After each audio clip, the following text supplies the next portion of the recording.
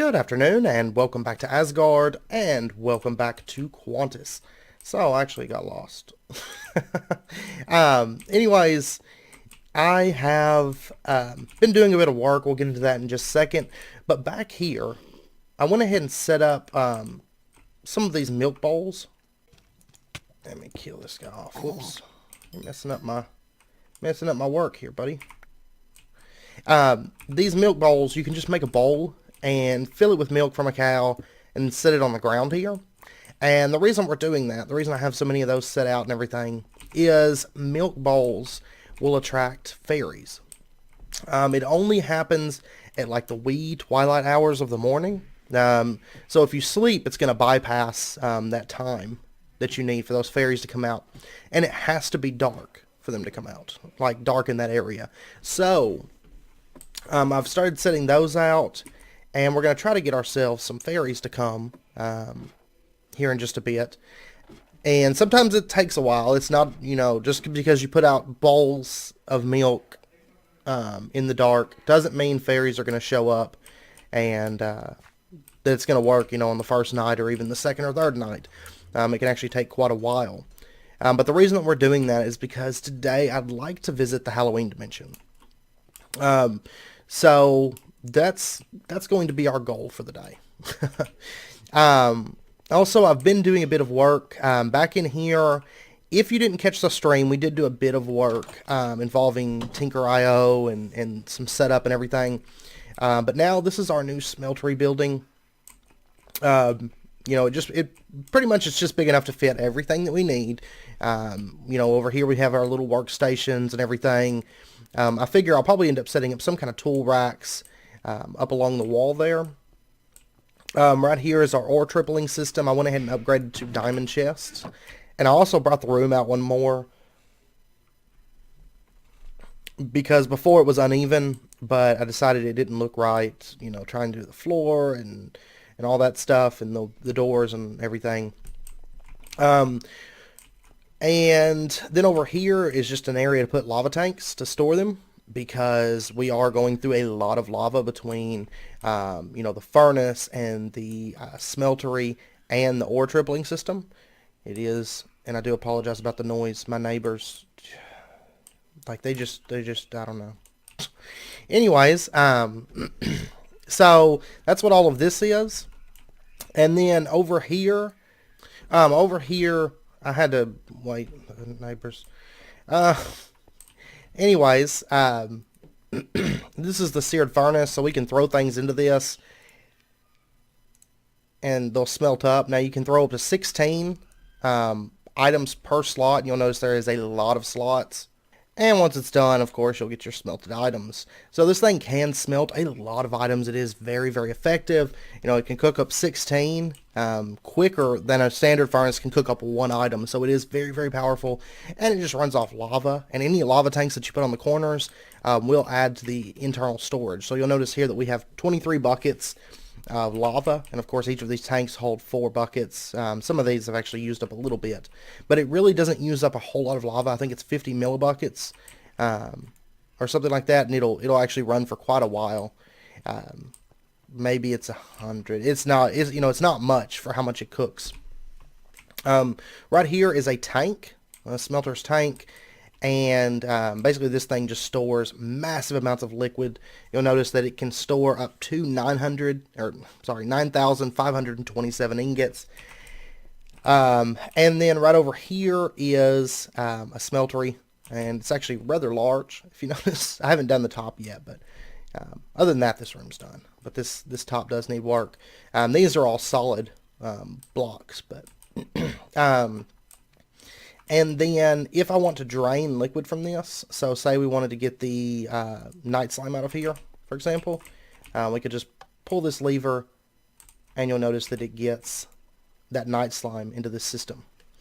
And the nice thing about the tank is that it will store as much liquid as you want to put into it, and it won't create alloys. So if say you wanted to put cobalt and ardite into here, but not let them mix, but still have access to the molten liquids versions of them, you can do that with the tank because it doesn't have any lava. and it won't actually make alloys. Over here is a smart output. And so basically this works just like, just like a casting table, or if you have the basin upgrade, also like a basin. Basically it's going to work like a basin unless you put a cast into here, and if you put a cast in here, it's going to act like a table. It does work faster than the table, and is very, very effective. And then in addition, we have a hopper beneath that set to pull out, anything that runs through this. So for example, if I wanted to get, say this manulin out of here, I could just hit this, and it's going to keep outputting manulin. You'll notice it's creating manulin ingots. It's going to keep outputting manulin until all the manulin drain from the system, or you right click on the faucet to shut it off. So that's how that works. Pretty straightforward, I think. But I did end up covering that on the stream because we spent, pretty much the entire stream working in this area. And you'll notice it drained all the manulin ingots out of there. And we'll go ahead and snag that iron out of there. And then we've got all the seared stone. We'll go ahead and pull that out as well. So yeah, that's pretty much what we did on the stream. So I know it's nighttime right now.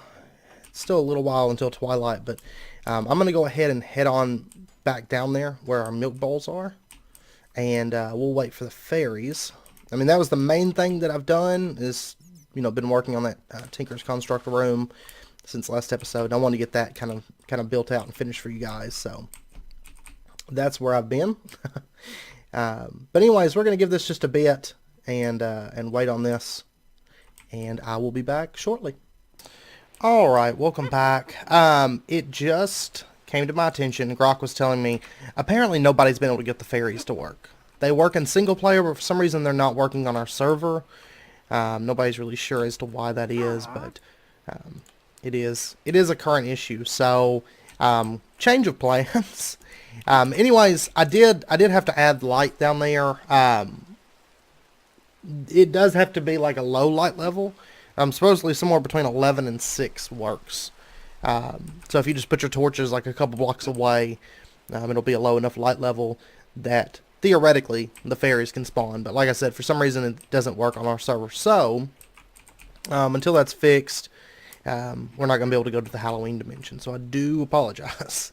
But anyways, since we're not going to be able to do that, just a quick change of plans. We're going to talk about and get into the fuel input from Tinker's Smeltery. So, there is a witch in here. I'm sure you can hear it. And it's actually not bad because it's slowly producing blood. It's weird because like right now it's not consistently ticking. I think it's drinking fire resistance pots though, now that I think about it. But it is passively creating blood within the smeltery. So at least there's that, I guess. But anyways, to do this, we're going to need a little bit of seared stone blocks. So I'm going to pour that out really, really quick. And while that's going, let me go ahead and get some tin, which we do have a lot of tin in here. And I want to make some speed upgrades. Alright, and we've got our seared stone now, so let's go ahead and actually make the fuel input, and we'll go over how it works. It is a nice feature for the smeltery. I don't know how much we'll use it. Realistically, if it returns buckets whenever it cooks solid fuel, we might actually use it a bit. We'll see. But anyways, you can put this pretty much anywhere on your smeltery. I think we're going to go with... and we'll go ahead and throw this in there. And you'll see that there's this new GUI here. You can see a ratio, and if I was to throw, say, these speed upgrades in here, you'll notice it jumps to a 2.2 ratio. Basically, ratio is going to affect the efficiency of it. Temperature is going to affect, basically, how hot it gets is how fast that it'll cook through stuff. So right now it's at 1000 temperature, and the ratio is going to affect, like, the efficiency of, its smelting process and everything. So... and once again, you can put up to a full stack of speed upgrades in here. I'm going to make some more later to get that, to get that ratio up there. And of course, it's going to cook things a lot faster, and it's actually, when it's set up right, it's faster than using lava. So it is somewhat handy. However, it doesn't have the added benefit of being able to throw in like like nearly 4 stacks like we can over here. But of course we can feed items into this. But basically it's just another way to cook up things. So for example, I've got some metals here. Let's say for example I throw in silver ore. You'll notice it's fairly slow. But if I was to throw, say, a stack of that stuff in there, you'll notice the temperature is going to start to rise, and it's going to start cooking up a little bit quicker. Now, in addition, if we were to make these into blocks, like basically the better the fuel is, you know, the better it is within the in the smeltery. So, let me see, what am I throwing in there? I bet I'm making, okay, I'm making electrum. That's actually okay, I don't mind. But if we throw this stuff in there, you'll notice the temperature jumps to 17,000. And if I was to throw gold in there, see how fast it rips it up? It smelts incredibly quickly if you throw that stuff in there. And of course, you could also hook up a hopper to this or whatever. And it is only going to use that fuel whenever you're burning something or whenever you're cooking something. So like you'll notice right now, it just dropped to 1,000. And it's not going to throw another... you know, another block of coal in there because there's nothing that needs to smelt. So, what we're probably going to do, I think, is make like a lumber axe that can smelt wood, and then maybe plant some jungle trees and stuff. And then what we can do is just hack those jungle trees down and get like stacks of charcoal, make these charcoal blocks, throw them in here, and then anytime we come to smelt anything, it's pretty much instantaneous. So, I mean, you saw how fast it was with a block of coal. Now, one thing that I am curious about, and I don't know if this works or not, is if we were to take a bucket of lava instead of like a block of coal, I want to see how fast, if at all, this works. Alright, so let's go ahead and throw our lava bucket into here, and I want to see if it returns the bucket and everything. So if we were to throw this stuff in there, it does speed up the smelting process quite a bit. Quite noticeably, actually. Yeah. Okay, that's incredible, because you get to keep the bucket, and it does bump that temperature up extremely high. So, I mean, that was actually quite a bit of ore that it just ran through. So we may actually use the bucket. Actually, it's a bit faster than the block of coal. The temperature, you know, jumped up. And keep in mind that once I get the speed upgrades in there, of course, the efficiency and stuff is going to be a bit better. So this will be... You know, this will be extremely quick, actually. And we can just easily set this back up, and then if we were to throw metals in there, you know, it's pretty much game over. I do quite like that, actually. So, but anyways, I just kind of wanted to go over that. I do apologize we weren't able to go to the Halloween dimension. I know we've been talking about that for a bit and wanting to do it. And Sheridan actually popped on for a little bit earlier. But it was just a few minutes to get a thumbnail. Yeah. So, anyways, I guess with that, I am probably going to end out the episode. Between this episode and next, I am going to work on the gardens a bit more. I want to start working on this other wing as well, but first up, I do want to finish up our garden work. So, I'm going to work on that, and I'm probably going to work on this, this courtyard area, because I have some pretty cool ideas for this. This is going to be like a big open courtyard and everything. But the garden, I want to continue working on that because we still have a lot of stuff to put in there. And probably the rest of the time until Era 3. Because honestly, I mean, this era, you know, at the end of the day, it was pretty much storage drawers and Tinker's Constructs related stuff. So the remainder of this era, I will say that we're probably going to be working on the gardens, doing some automation up there, automating cactus and different little things like that. In addition to doing probably some super circuit maker, maybe. And then I also want to work on the rail tracks, and start running those and connecting those up, because that is something that, you know, we're working on for the remainder of this era. And then I also want to do a little bit with hopper ducts just to show you guys how it works. It's pretty much piping, more or less, but we'll cover it a little bit, you know, on camera, just to give you guys an idea, if you're not familiar with it, how it works.